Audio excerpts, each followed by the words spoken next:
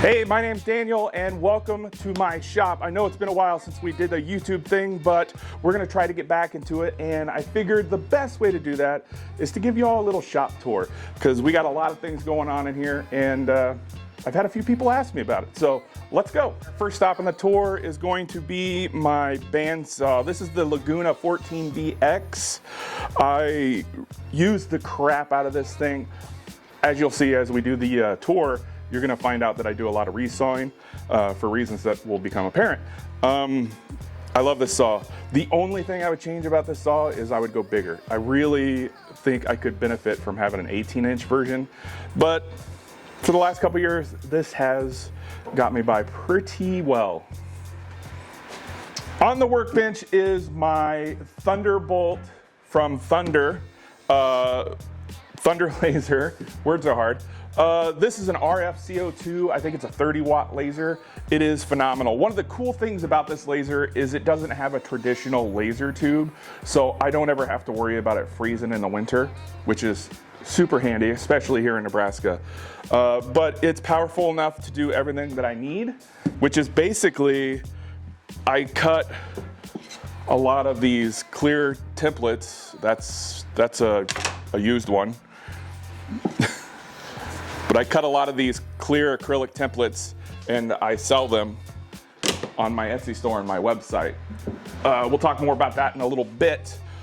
Next to the laser is my Menards Special drill press. I've had this for 3 or 4 years now. It works great. It does what I need, but it doesn't get a whole lot of use anymore because I have a couple CNCs. We'll get to that in a second. But this is where this thing sits now. And then I made this tool wall a couple years ago, and I really don't use a lot of these tools anymore. They just sit there and look nice. We might have to do something with this in the future, but that's not a huge priority right now. So we'll get to that later. All right, over here is basically the heart and soul of my wood shop. I know a lot of people say the heart and soul of their wood shop is the table saw. Not in my shop. As I've mentioned several times already, I sell a lot of products on Etsy and my website, and this is like the control center right here. Well, I guess that would be the control center, but this is you get it.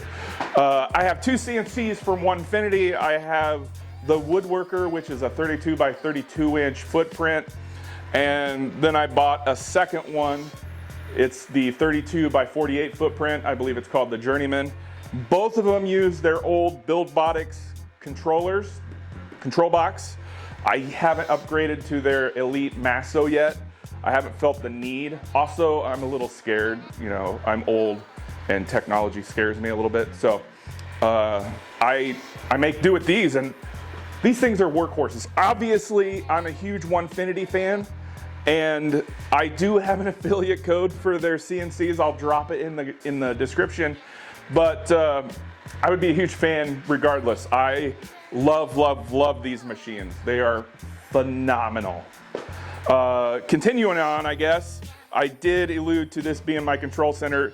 At one point in time, this used to be my assembly table, outfeed table, and it's since become my working desk in the shop. It's where I run Vectric, Aspire, and my laser software. I use Lightburn, and I take notes and whatever else needs to happen over here. Also, the very important speaker for playing music loudly to piss off my neighbors. Moving right along, I guess, this is the dust collector for the shop. I have the dust collection here has been a saga in and of itself. When I first started woodworking, I had this Frankenstein setup that was just awful. I can't even explain it. And then I upgraded to a Laguna P-Flux 1. I had a lot of problems with that. I do like Laguna machines, but I was not a fan of the Laguna P-Flux 1. I had a lot of problems with that. We'll get into that in a little bit. So I downgraded to a Harbor Freight system, and it took some tweaking, but Sutton and I, who is behind the camera right now, I think we got it working good finally after a couple weeks. It was a struggle, not gonna lie, but I think we're good. Do you think we're good? He's shaking, yes. Okay, next to the dust collection is the wood storage. It's getting a little low right now, actually. We're gonna need to get some more oak and some more maple, but this is basically where I keep all my wood. If you haven't figured it out by now, I'm in a 2-car garage, so there's not a lot of space, so everything is kind of cramped, and I make do. How's my belly look? Is it sticking out? Oh, fantastic. Anyway, here we are at the miter station. I built this several years ago. To be perfectly honest, I think it's way more than I need. All we do here is break down rough lumber. No precision work happens here whatsoever. Again, that might be something that we take care of in the future. But in the meantime, this is the miter station. This is where all my scraps go, all the parts that are too small for the things that I make. And if you're interested in these, we actually sell these. Little Bug Woodworking, Braden, my podcast mate, he's another woodworker here in town. He actually sells these on his website, danscraps.com. That's a legit thing. Go check it out. These are all perfect for cutting boards, so I can't just get rid of them. Once upon a time, I had thought that I was gonna make cutting boards with all my scraps, but I don't have the time to do it, unfortunately. So that's the story of Dan Scraps. And then just miscellaneous bolts and nuts and sockets and just a lot of stuff. There's a lot of stuff going on here. Believe it or not, Sutton actually cleaned this place up before we started filming. And if you think this looks bad, you should have saw it before we started. This is actually 1,000 times better than it was, so yay Sutton. Hey, Dan from the future here. I just mentioned that I do a podcast. That little podcast is called Another Woodshop Podcast. I do it with Braden Boakes from Little Bud Woodworking and Peter Kapar of Petrie's Workshop. Go check it out on all your podcast platforms. Max would certainly appreciate it. Back to the show. Moving along, I have to show you the battery station that Sutton made. It's over here. This is where we charge all of the Milwaukee batteries. I'm a Milwaukee fanboy. All my cordless tools, except for a couple, are Milwaukee. I think I have Ryobi nail guns. Ryobi makes some great nail guns for the price, so huge fan. Also, a battery-powered glue gun that I use probably once or twice a year. Anyway, and then up there is my Fuji sprayer. We do a lot of the spraying in the shop, like either right here, or we'll take it outside depending on the weather right here. Again, would love to have a bigger shop, but you know, make do with what I got. Next is, oh God, my knees. Oh, that was a good idea in theory. One of the cool things about this table is I've made a very specific clamping system for this table. Basically, you put these 90-degree squares in here on T-bolts. You can lock this down,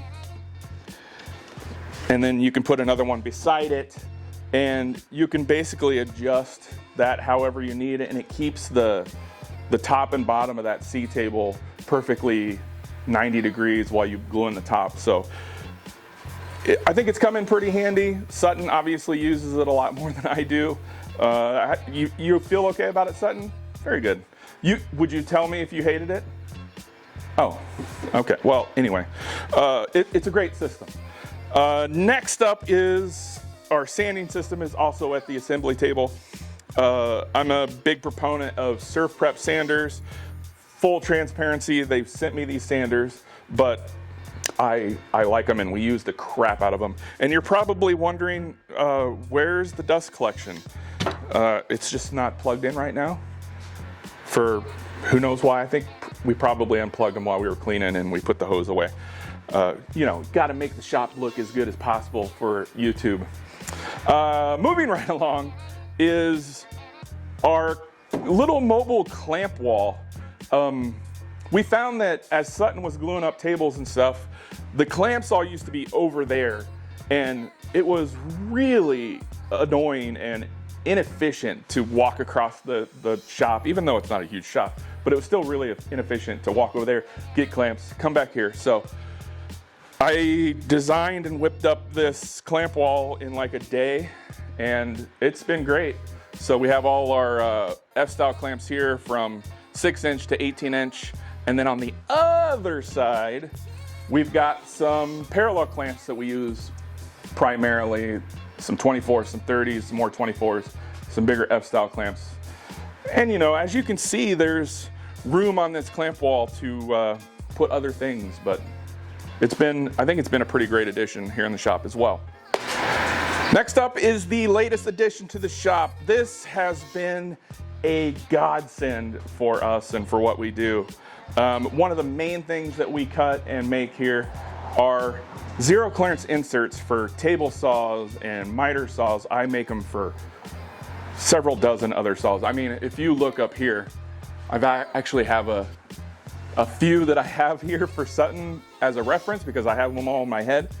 That's missing several currently. We still need to get a few more up there, but one of the things we do, like I said in the beginning, is we'll cut them out over there. I come over here, I resaw them out a little thicker than I need, and then the final step before finishing is plane them down to a precise thickness, and then we take them off to get sprayed. And this has been great. This is a Grizzly 5 horsepower helical head 20-inch planer. The Geo 454ZX to be more specific. I bought this.